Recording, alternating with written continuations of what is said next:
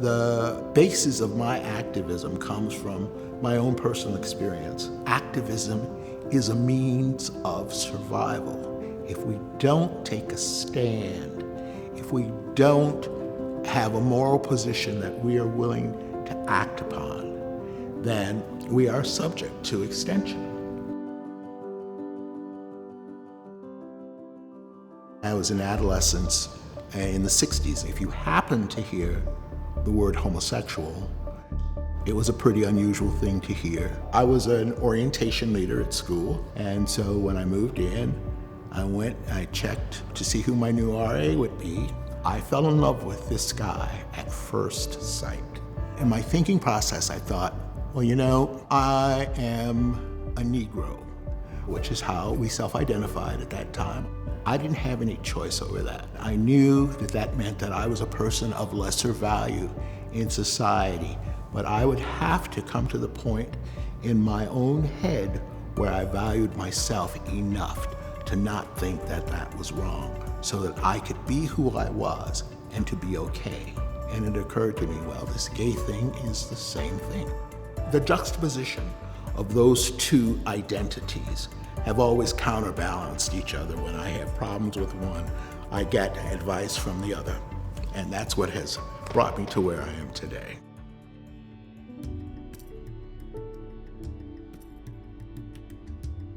I was a 6-year-old little boy living on the south side of Chicago when the body of Emmett Till was returned to Chicago. For the first time in my life, I had an event that taught me what it meant to be born with black skin. Growing up into what would become the classical period of the civil rights movement or the black liberation movement, Martin Luther King and other people who are historical figures from that time were real people. But the only place where I was on the privileged side was on the issue of gender. So I did not morally think that I could live with the idea of being actively opposed to women's rights and to limiting a women's potential. Morally, I could not accept that. So I became a part of the men's movement of the time. It started out as men's consciousness raising groups, and then it went on to men's advocacy groups that work with women's groups.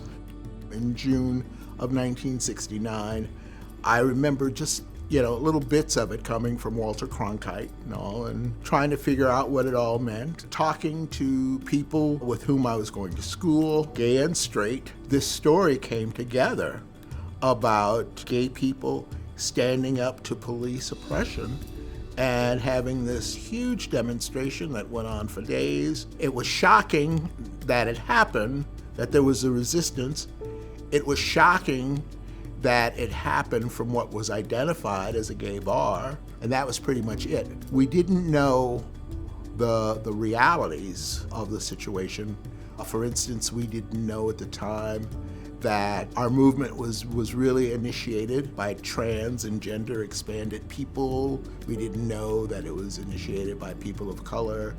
And we didn't know that it was initiated by people who were at the bottom of the social ladder, even within the LGBT community.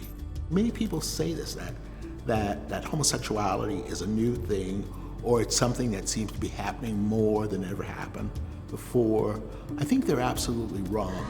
What is happening is that we're now in a period of time where people are questioning identity as well as orientation. And we're finding out that there's a much broader breadth to the human experience than we assume. We have lived the stages of development that LGBT youngsters are going through.